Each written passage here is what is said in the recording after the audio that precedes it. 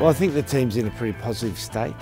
We had a disappointing second half against Wales and a disappointing second half against Scotland, but I think in all the games we've shown the ability to dominate. What we haven't been able to do is dominate for long enough periods in those two games, and that comes down to our ability to stay tough in the moment and keep disciplined, and then sometimes be more adaptable. So they're two key areas we need to keep working on.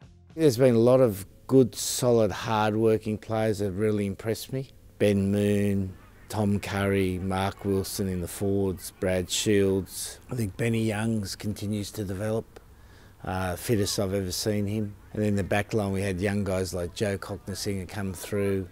Elliot Daly continues to grow as fullback. Henry Slade's got good running skills, good passing skills, good kicking skills.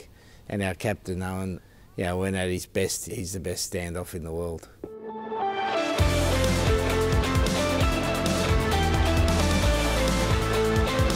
Six Nations is an intense, tough competition, and they've stood the test of being able to play week in and week out against the best players in Europe and keep a consistent standard.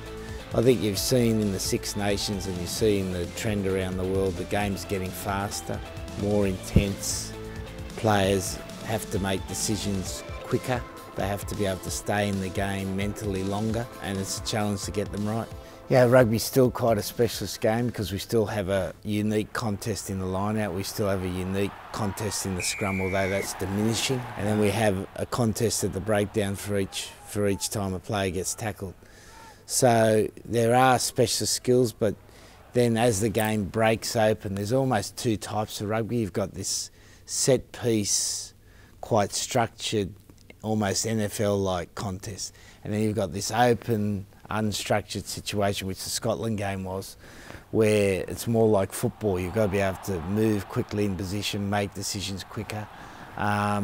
And so the ability of the players to go from the structured game to the unstructured game is just so important. Well, I see a lot of teams playing the same way. Now, inevitably, when the ball gets slow, you see three forwards lined up, either in a triangle or sometimes in a straight line, to then take the ball forward. I think your ability to do the simple things well, because sometimes you do need the forwards to take well, but then have that ability to do something a little bit different that makes the opposition answer some questions is very important.